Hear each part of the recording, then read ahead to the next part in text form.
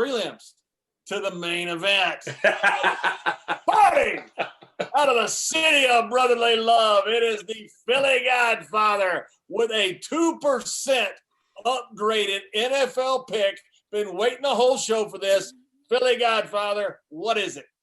You guys are going to think I'm nuts, but let's go to game 451, 452 on your sports betting screen. This line originally opened up with the Falcons being 3.5-point favorites.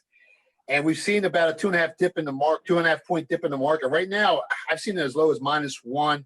And I get it. I mean, after losing to Green Bay on Monday night and watching Matt Ryan, he slammed his helmet down on the ground in disgust towards the end of the game. And a lot of sharp bettors are leaving this team for dead at 0-4 and have officially put the Falcons on their do not bet list. And you can't blame them this week.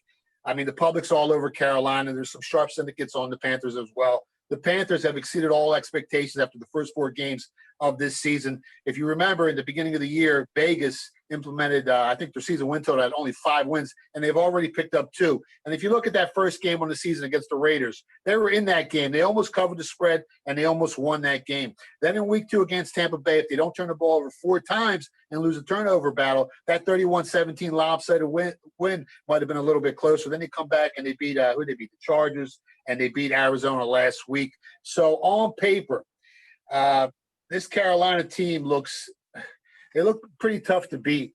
But if we look at both teams' metrics, the Falcons rank better in the trenches, offensive line, defensive line, and have played the much tougher schedule. If I'm not mistaken, I think Carolina's pass rush ranks 31st in the NFL. They only have 3 sacks on the year. So you definitely got to get pressure on Matt Ryan to beat this Falcons team.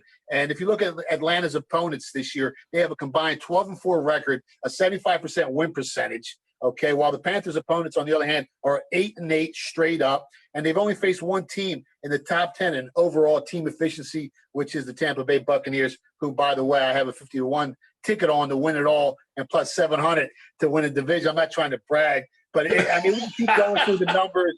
We can keep going through the numbers here. And on offense, the Falcons are averaging 6.2 yards per play, while I think they're a little slightly better than Carolina's at 6.1 on the road.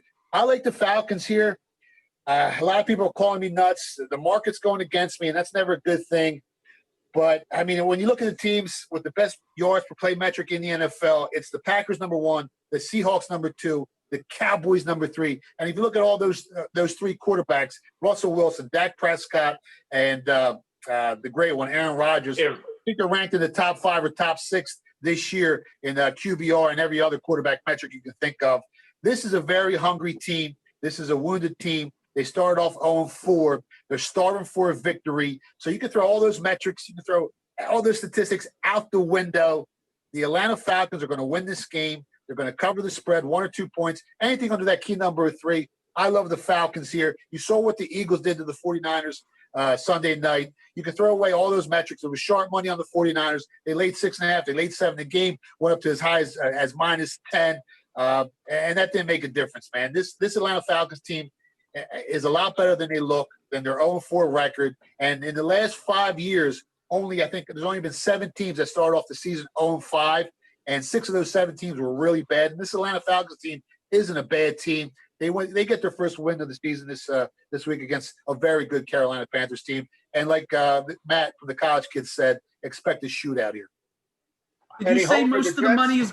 Did you say most of the money is going towards Carolina? Did you say that? Yeah, right now I think about almost 70% of all the tickets punched. I talked to guys in Vegas. It's still early in the market. Most of the bets come on game day. But as of right now, almost 70% of all the tickets are on Carolina and Vegas and Atlantic City and offshore at some of the sharper offshore betting houses like Pinnacle, Betcris, even guys at BetOnline are telling me everyone's betting the Panthers. Everyone's leaving this Atlanta Falcons team for dead at 0-4.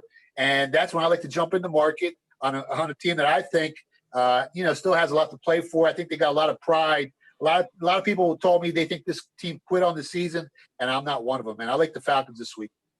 Well, last year in the college football season, you said jump on LSU at some ridiculous number. I can't remember what it was at the time to win the national championship. We did, and we cashed that huge future that we had bet on the LSU Tigers, and now you got a 2% bet on the Atlanta Falcons. Coach, what happens when there's a 2% bet? What do? We fire! We fire all day, all right, that's what we do. day.